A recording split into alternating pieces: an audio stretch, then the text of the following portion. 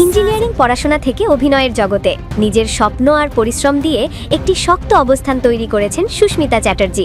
এবার তিনি পা রাখলেন বাংলাদেশের সিনেমায়।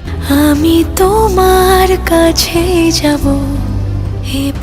রাক্ষস সিনেমার মাধ্যমে বাংলাদেশি চলচ্চিত্রে অভিষেক হলো তার। সিনেমাটিতে তিনি অভিনয় করেছেন সিয়াম আহমেদের বিপরীতে। প্রথম অভিজ্ঞতা সম্পর্কে তিনি বলেন, এখানে কাজ করার অভিজ্ঞতা সত্যিই অসাধারণ।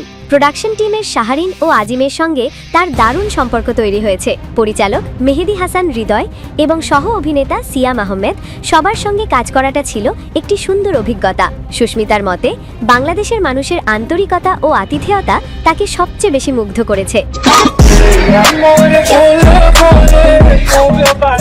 সিনেমার প্রস্তাব পাওয়ার পর গল্প ভালো লেগেছে, শক্তিশালী টিম, জনপ্রিয় পরিচালক সিয়াম আহমেদের সঙ্গে কাজের সুযোগ, সব মিলিয়ে তিনি সুযোগটি হাতছাড়া করেননি। চরিত্রটি ফুটিয়ে তুলতে তাকে নিতে হয়েছে বিশেষ প্রস্তুতি, কারণ প্রতিটি চরিত্রের জন্যই আলাদা কাজ প্রয়োজন।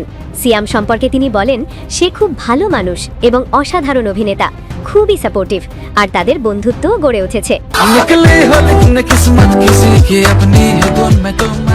শুটিং হয়েছে শ্রীলঙ্কা, ঢাকা। অনেক স্মৃতির মধ্যে বাংলাদেশের খাবার, বিশেষ করে কাচ্চি বিরিয়ানি তার সবচেয়ে প্রিয় হয়ে উঠেছে।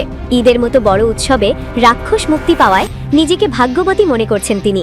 দর্শকদের উদ্দেশ্যে বলেন, আসুন হলে এসে ছবিটি দেখুন এবং আপনার মতামত জানান। তিনি নিয়মিত বাংলাদেশি সিনেমা দেখেন এবং ভবিষ্যতে আরও বেশি কাজ করতে চান এই ইন্ডাস্ট্রিতে।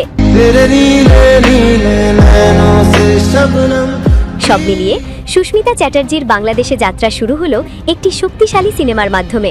রাক্ষস হতে পারে তার ক্যারিয়ারের নতুন মাইলফলক। আমি জিতেও হারতে পারি।